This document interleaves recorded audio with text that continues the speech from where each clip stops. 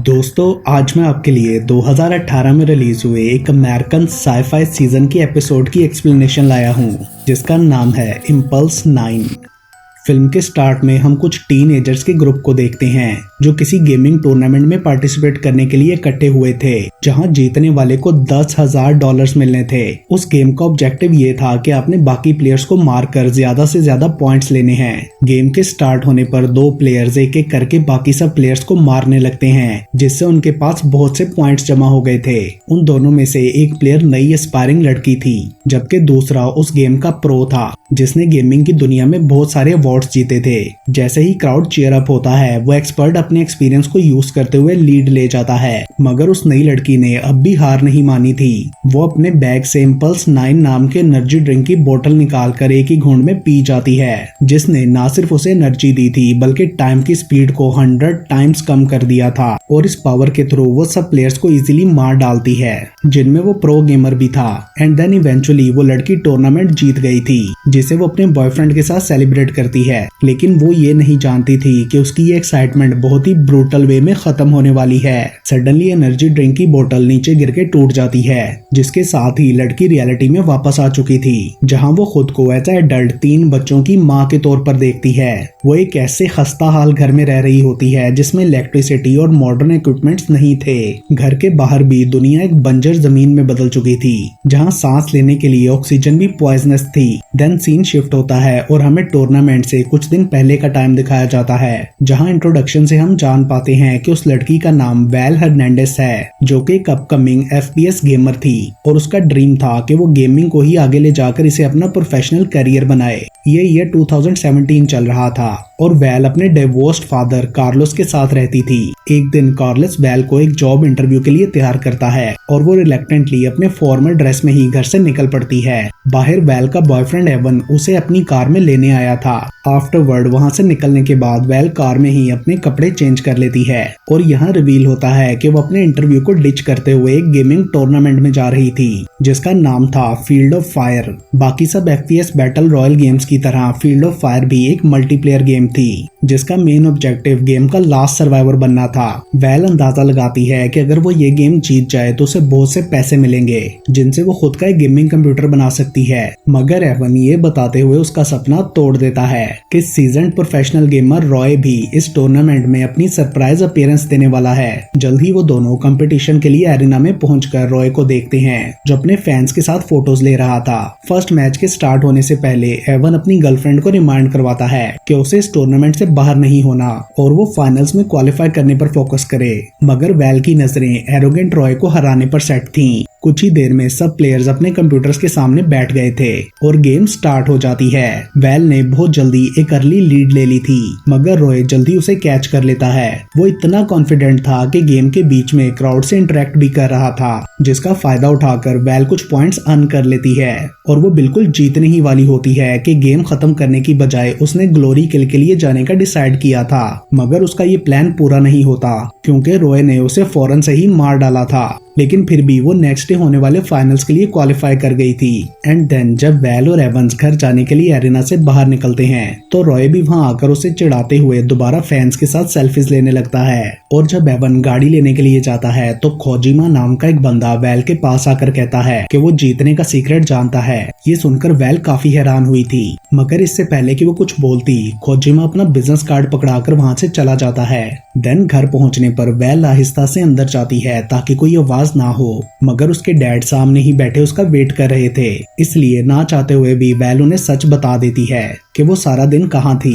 मगर ये सुनकर डैड को और ज्यादा गुस्सा आ गया था और वो उसे अगले दिन ऑफिस जाकर जॉब इंटरव्यू के लिए बैक करने का ऑर्डर देते हैं। तो वेल उन्हें बताती है कि टूर्नामेंट का फाइनल भी कल ही होने वाला है, जो कि उसके फ्यूचर के लिए बहुत इंपॉर्टेंट है। मगर कार्लस भी बाकी सब पेरेंट्स की तरह उसे ये समझाने की कोशिश करता है कि ऑनलाइन गेमिंग का कोई फ्यूचर नहीं। लेकिन जिद्दी वेल उनकी बात को इग्नोर करते हुए गुस्से से अपने बेडरूम में चली जाती है। एंड देन वो दिन में होने वाली गेम का पॉडकास्ट देखती है, तो उसे गुस्सा आ जाता है कि रॉय ने फर्स्ट पोजीशन क्यों ले ली थी। और तभी खोजिमा का बिजनेस कार्ड देखते हुए उसे उसकी कही हुई बात याद आ जाती है सो रॉय से बदला और गेम जीतने की ख्वाहिश से भरी हुई वेल दिए गए एड्रेस पर जाने का डिसाइड करती है, जिसके बाद जल्द ही वो द गोल्ड सॉसर पहुंच जाती है, जो कि गेमिंग कैफे था। अंदर लोग अपने कंप्यूटर्स और कंसोल पर वीडियो गेम्स खेल रहे थे। तभी खोजिमा वहां आकर उसे भी एक कंप्यूटर पर गेम खेलने के लिए कहता है। वेल अभी भी कंफ्यूज थी कि खोजिमा ने उसे अपना बिजनेस कार्ड क्यों दिया, बट फिर भी वो एक गेम के डिफिकल्टी लेवल को हार्ड पर करके खेलने लगती है, जिससे उसे लेवल कंप्लीट करने में काफी मुश्किल आई थी।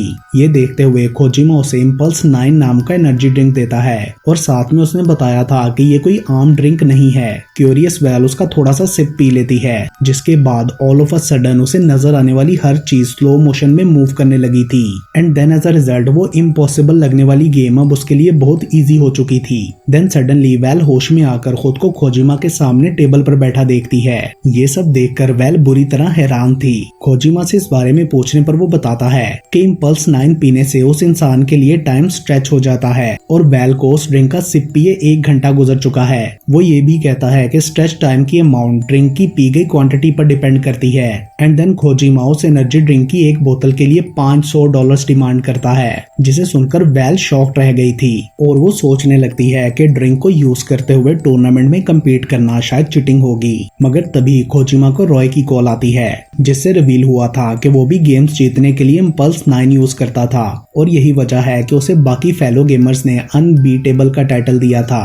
ये जानने के बाद वेल वो एनर्जी ड्रिंक बाय करने का डिसाइड करती है और अगले दिन एरिना में उसने इम्पल्स 9 की बोतल बैग से निकालकर अपने कीबोर्ड के पास रख ली थी और गेम स्टार्ट होने से पहले उसका एक सिप भी लेती है। And then ultra slow motion की हेल्प से उसने स्कोर बोर्ड को लीड कर लिया था।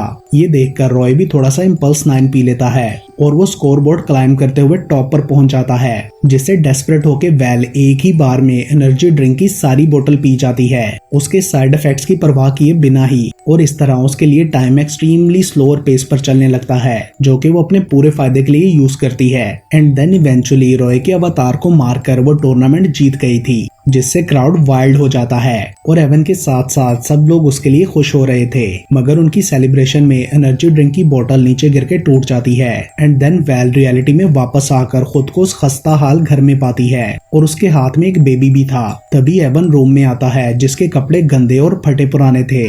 वो बेबी को पकड़कर वेल को तैयार होने के लिए कहता है। वेल बहुत ही ज्यादा कंफ्यूज थी। खुद को फुली ग्रोन एडल्ट और हाथ में वेडिंग रिंग देखकर उसका सांस उखड़ने लगा था।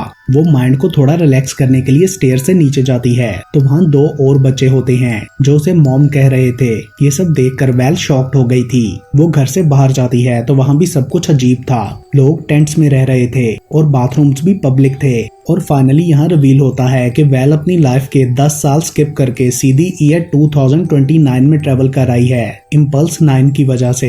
और जिस टाउन में वो लोग रह रहे थे उसे बड़ी बड़ी वॉल्स के थ्रू आसपास के वेस्टलैंड से सेपरेट किया गया था, क्योंकि उस एरिया में dangerous creatures like death lizards थे जो कि इंसानों पर अटैक करते हैं। और इस वजह से टाउन के लोग गेट को रेगुलर शिफ्ट्स में गार्ड किया करते थे। मोर ओवर ये पता चलता है कि जिन्होंने पास्ट में इम्पल्स 9 की ज्यादा क्वांटिटी पी थी, अब वो आहिस्ता आहिस्ता जाग रहे थे और उन्हें पल्सर कहा जाता था। लोग फ्यूचर में कई साल आगे जाकर रियलिटी में वापस आ रहे थे और उन्हें कुछ याद भी नहीं होता था, जिससे दुनिया में एक क्योस फैल रहा था।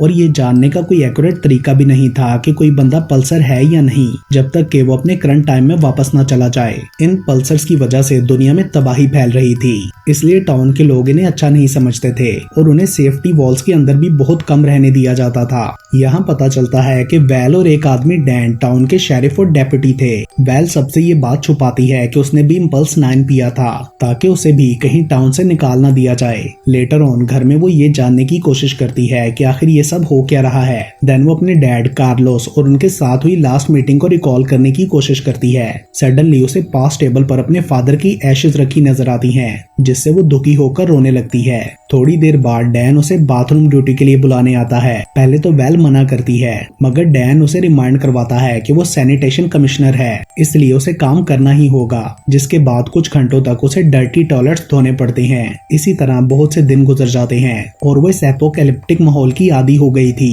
एक दिन में वेल को अपने सारे टास्क कंप्लीट करने होते थे, जिसमें गार्ड ड्यूटी, टॉयलेट क्लीनिंग और सफाई शामिल थी। देन वो अपने बच्चों को स्कूल से पिक करती है तो उसकी बेटी सोफिया ने वेल को उसकी एक ड्राइंग दी थी और बोला था कि वो उसकी हीरो है है, लेकिन वेल इतनी ज्यादा फ्रस्ट्रेटेड थी कि वो बच्ची की एफर्ट्स को बिल्कुल भी अप्रिशिएट नहीं करती। घर पहुंचने पर वो एवन को देखती है जो गेम कंसोल को पावर अप करने के लिए बाइसाइकिल की पैडलिंग कर रहा था, क्योंकि वहां इलेक्ट्रिसिटी नहीं थी और वो वेल की favourite game field of fire थी, जिससे वेल ओवर एक्साइटेड होकर उसका एक लेवल खेलने के लिए तैयार हो जाती है। एंड देन एवन के बाहर जाने के बाद वो बच्चों के साथ गेम खेलने लग गई थी, जिसमें बहुत सारे घंटे गुजर जाते हैं। सडनली एवन घर के अंदर आता है जो बहुत ज्यादा डरा हुआ था। वो वेल को बताता है कि आज तुमने अपनी गार्ड ड्यूटी की शिफ्ट मिस कर दी, जिस वजह से डैन को डेथ लिजर्ड्स ने मार दिया, क्योंकि वो काफी देर से बाहर खड़ा गेट नॉक कर रहा था। ये सुनकर वेल भी शॉक्ड हो गई थी। वो दोनों जल्दी से वहां जाते हैं तो डैन की बीवी वेल के साथ झगड़ने लगती है, क्योंकि ये सब उसी की वजह से हुआ था। वेल भी गिल्ट में आ गई थी। वो घर जाना चाहती है तो वेल बोलता है कि तुमने अभी शिफ्ट कंप्लीट करनी है। एंड देन वो अपनी शिफ्ट पूरी करके घर वापस जाती है। वेल अब काफी पेन में थी। वो एवन को अपनी फीलिंग्स बताती है तो वो उसे कंफर्ट करते हुए सोने चला जाता है। वेल सोचती है कि इस नई दुनिया में उसकी कोई जगह नहीं, इसलिए वो सब कुछ छोड़कर वेस्टलैंड जाने का डिसाइड करती है। जाने से पहले वो एवन के लिए लेटर भी लिखती है, जिसमें उसने अपने पल्सर होने को एडमिट किया था। अगली सुबह वेल कभी ना वापस आने का डिसाइड करके वहां से जा चुकी थी। उधर एवन को लेटर पढ़कर इस सब पर यकीन नहीं आता। नेक्स्ट सीन में हम वेल को देखते हैं जो बंजर जमीन पर चलते हुए एक अबैंडन्ड बिल्डिंग तक पहुंचती है, जो कि खोजिमा का वही गेमिंग कैफे था। वेल डरते हुए अंदर जाती है तो उसे काउंटर पर खोजिमा खड़ा नजर आता है, जिसे देखकर वो सरप्राइज रह गई थी। उसे वो सब काफी अजीब लग रहा था। सडनली वेल नोटिस करती है कि खोजिमा की एज एक दिन भी नहीं बढ़ी, मगर वो ये नहीं बताता कि ये कैसे हुआ। उनके आपस में बात करने पर खोजिमा को पता चलता है कि वेल ऑलमोस्ट एक हफ्ता पहले रियलिटी में वापस आई है, और वो मानता है कि इम्पल्स 9 की वजह से इसी तरह बहुत से लोगों की जिंदगियां बर्बाद हुई हैं। लेकिन वो कहता है कि वेल को इन सब सफरिंग से निकालने के लिए उसके पास एक प्लान है। वो वेल को इम्पल्स 9 की बड़ी बोतल पीने के लिए देता है, जिससे वो फ्यूचर में 100 साल आगे चली जाएगी और दुनिया में वापस नहीं आ सकेगी, क्योंकि तब तक वो मर चुकी होगी। और इसके साथ वो वेल को अपनी फेवरेट गेम खेलने के लिए भी कहता है।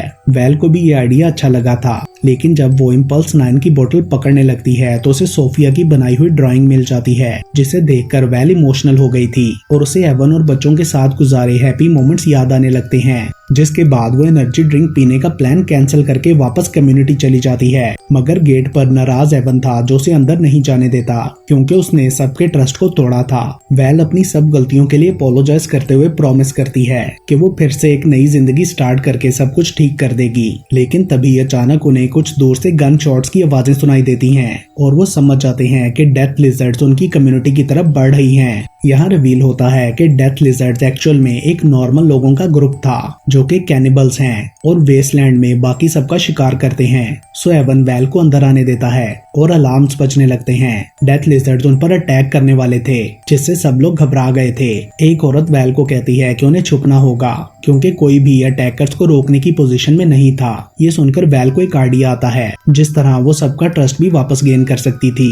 वो एवन को बताती है कि मैं यहीं रुककर जितनी देर हो सकेगा इंट्रूडर्स को रोकने की कोशिश करूंगी। एवन को उसे छोड़कर जाना अच्छा नहीं लग रहा था, मगर वेल कहती है कि वो उनके बच्चों की खातिर चला जाए। एंड देन उसके जाने के बाद वेल इम्पल्स 9 की वो बड़ी बोतल निकालकर बैटल के लिए तैयार हो जाती है, जो वो अपने साथ ही ले आई थी। कुछ ही देर में डेथ लिजर्ड्स कम्युनिटी गेट से अंदर आ जाते हैं और यहाँ पता चलता है कि उनका लीडर रॉय था। दोनों एक दूसरे को देखते साथ ही पहचान गए थे और रॉय बताता है कि वो कुछ साल पहले ही रियलिटी में वापस आ गया था एंड अब वो एक बैरबैरिक लीडर होते हुए जिसे चाहे मार सकता था।